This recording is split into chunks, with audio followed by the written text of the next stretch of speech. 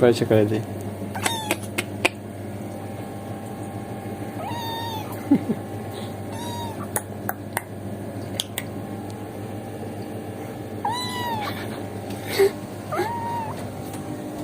দেখো কি করে।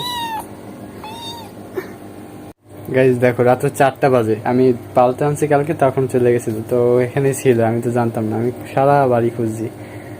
তো এই রাত্রে 4টা বাজে, এখন এই দেখো আসছে মশাই আসছে, এখন দেখো খেলাধুলা করার জন্য এটা দিতে এসে, এখন দেখি এটা দিয়ে কি করা যায়, দেখো কি করে দেখো।